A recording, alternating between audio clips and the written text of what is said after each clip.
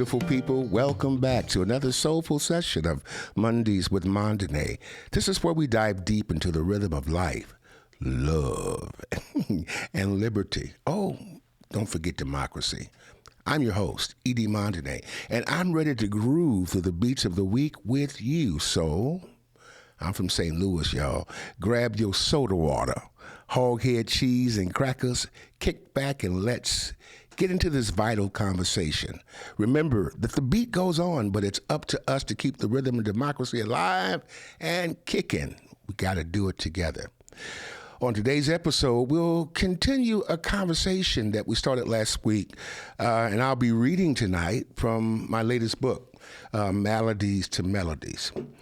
And as I have said, this book is a labor of love, born out of a lifetime of experiences, struggles, and triumphs. So once again, I want to ask the question, why did I write Maladies to Melodies? I sometimes ask myself that question, what did you do that for? The answer lies in the journey of transformation throughout my life.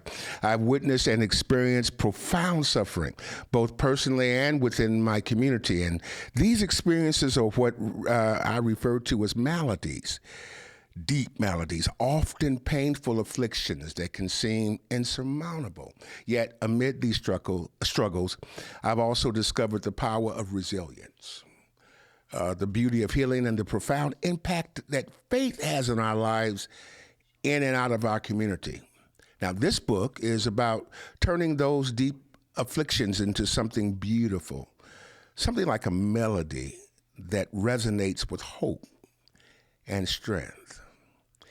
One more thing before I start reading tonight. One of the key reasons for writing this book was to address important questions that we all contemplate. Questions such as, how do we find purpose in our pain? And how do we transform our struggles into strengths? I don't know it all, but how do we navigate the complexities of life while maintaining our faith and integrity? I don't know all of it, but I've experienced it. And maybe through these experiences, you find an essential reason for living and seeking to live fulfilled and meaningful as you go on in your daily life. So I want to create a space for honest and open conversation about the challenges that we face. And some of my challenges have been kind of gripping. Whether it's dealing with personal loss, confronting systemic injustice, or simply finding our way into an often chaotic world, Maladies to Melodies provides a framework for understanding and overcoming these obstacles. And it's about moving from a place of suffering to one of healing, from silence to song. So I'm going to get ready to read and share many of my personal anecdotes. Go ahead. And reflections, and I'm hoping to connect with you tonight on a deep and personal level. And I want each of you to see yourselves in these pages, to find some comfort and inspiration in knowing that you're not alone in your struggles. And now in each chapter, I've tried to design it to be a step forward towards healing and transformation. And I want you to engage so that you can have your turn in turning your maladies into melodies. Now let's take a little time and share some of the excerpts from my book. The chapter that I'm going to start with tonight is where it talks about my father. It's called Father, Oh Father, One of Us Has to Go.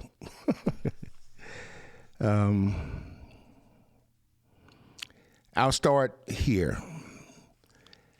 Describing the relationship with my father is a complex task. Given his absence for most of my early life until I was 12, my parents remained legally connected despite their separation before my birth, and his absence deeply impacted my life, particularly in terms of lacking male bonding and influence. Now, it's important to note that the absence of fathers wasn't uncommon in our community. In a neighborhood of 198 households that were only about 4 fathers actively involved with their families. Not having a father figure during my upbringing left a profound sense of incompleteness.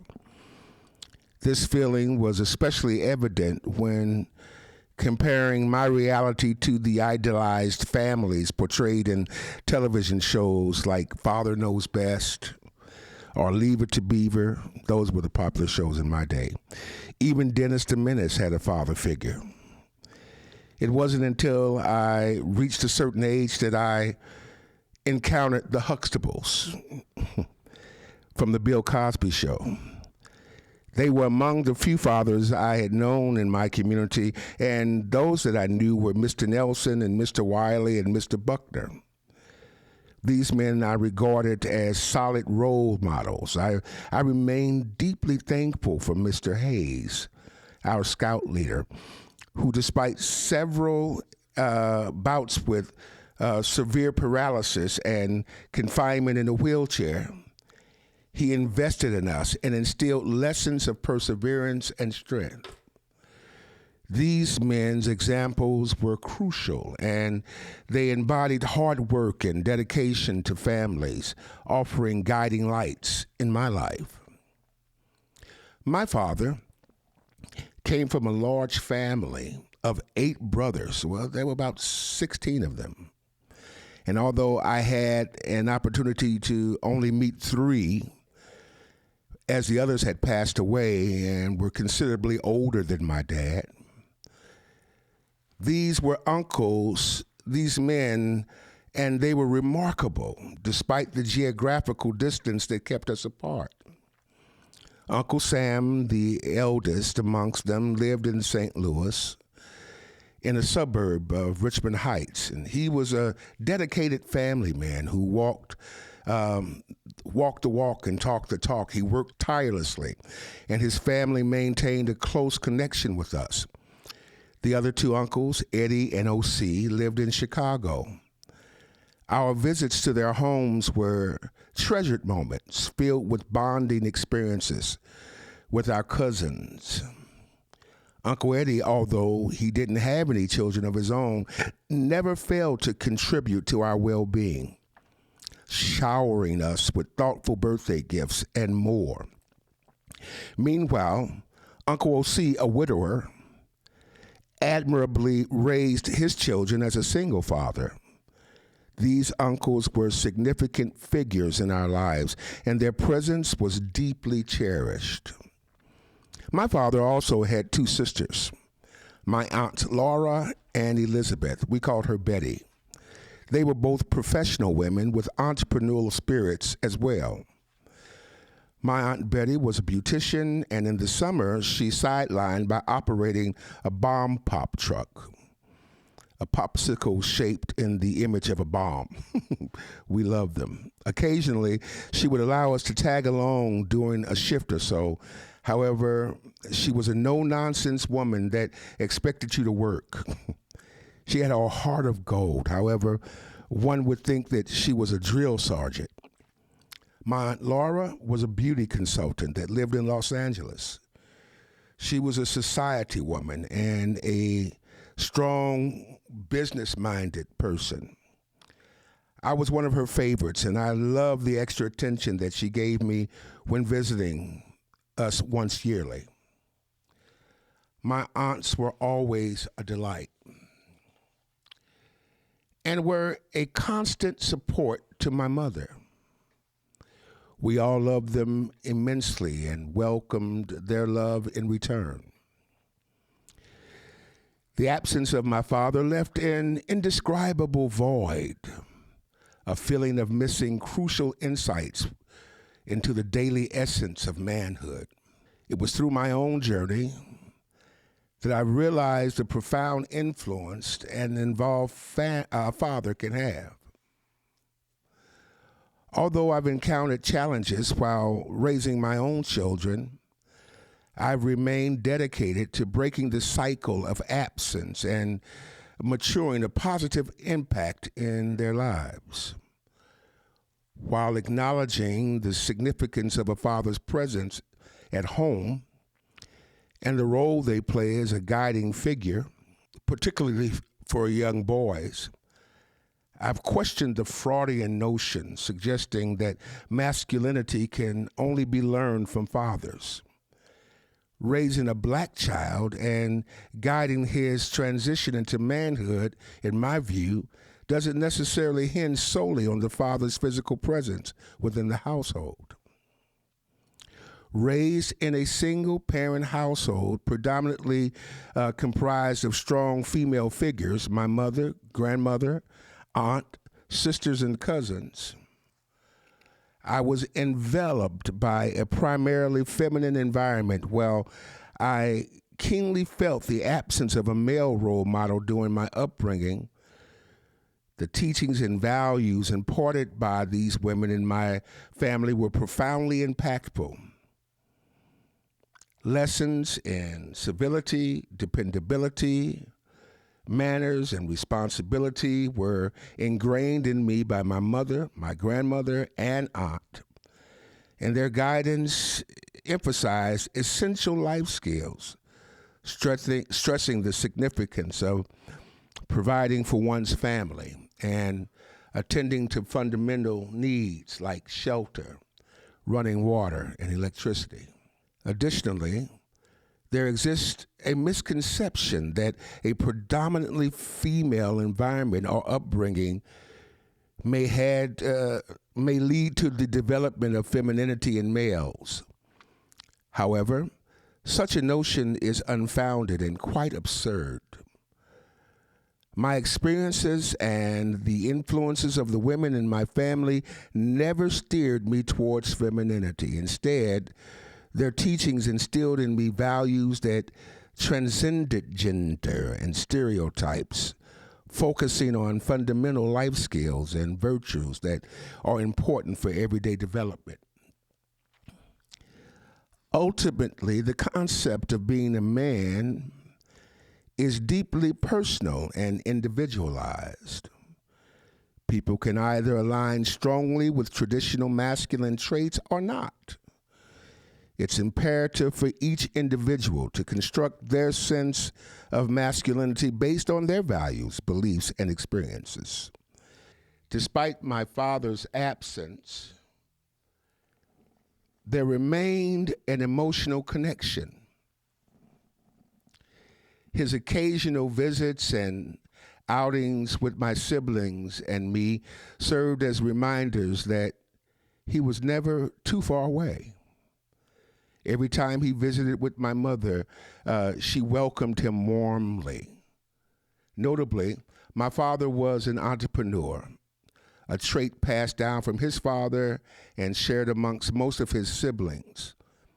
Witnessing his work vehicles proudly displaying the logo, Mondainé and Sons, interior and exterior decorating, it instilled a deep sense of pride within me. That's my daddy.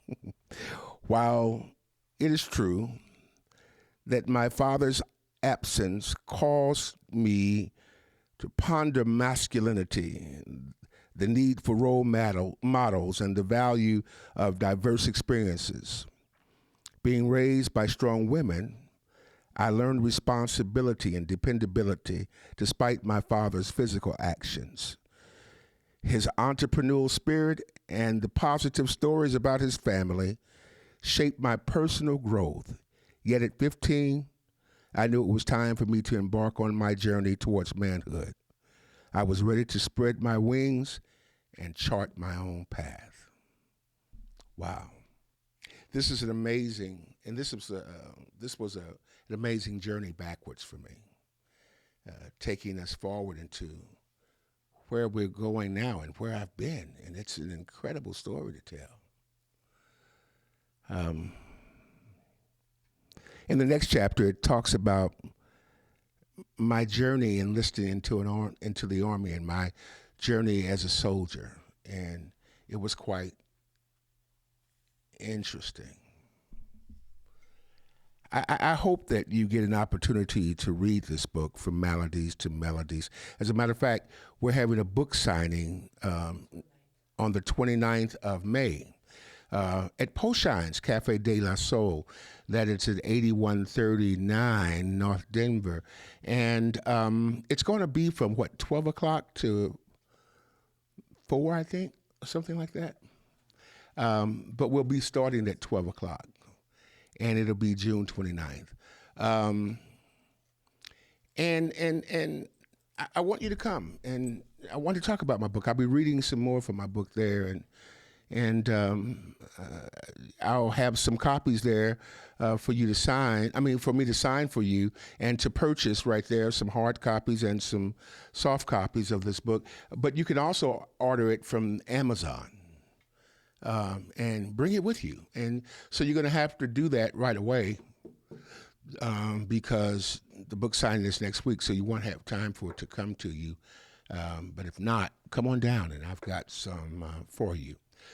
I don't want you to get lost in the maladies of life. I want you to find a song to sing and make it a melody.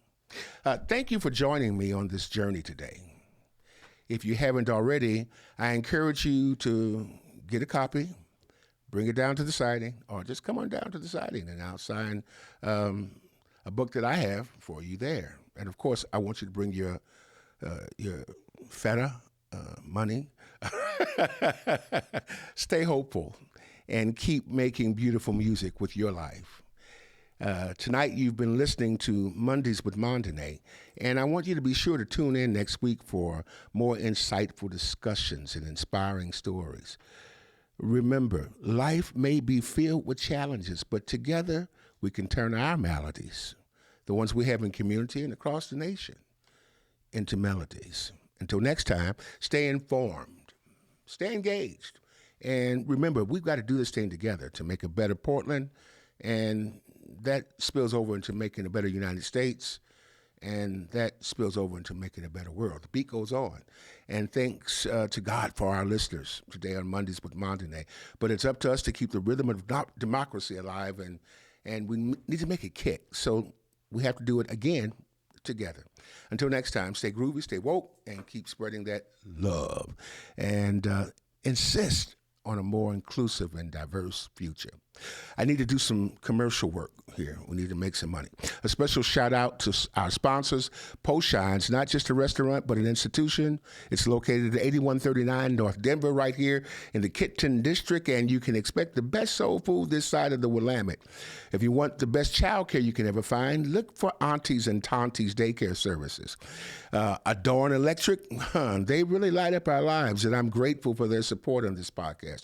You can visit me right here at Celebration Tabernacle on Sunday mornings, and we're right in the heart of Kenton at 8131 North Denver. And I want to do a special thank you and a shout out to our production team. Dion, Robin, Andy, and Paul. Not one of them is bigger than the other, and they all stand tall. And then there's Ruby and Taviana, who's joined the team, and baby, they ain't what they seem. If you enjoyed this episode, please share it with your friends and followers. Turn on your notifications so you never miss a thing from Mondays with Mondainé. And be sure to follow us on Facebook. It's over here on somewhere back there. And then you can find us on YouTube as well. Thank you for turning to this episode of Mondays with Mondainé. And remember, it's not just about the music, it's about the message. And let's keep the conversation going, making a difference one beat at a time. And until next week, let's stay blessed and keep your light shining. Hey, it's time for you to come to Poshine. Check out that catfish sandwich. Oh my goodness, is that the shrimp po' boy? Man, look at that chocolate chip cake. Man, I need to get over to Poshines at 8139 North Denver right now because this food looks delicious. Or call if you'd like, 503-978-9000. And don't miss it, you'll be sorry. In times gone past, we find ourselves making excuses so that people remind that, ooh, I've got to get home and tend to the brand new missus. I need some time alone. Can't just wait until I finish texting on my phone.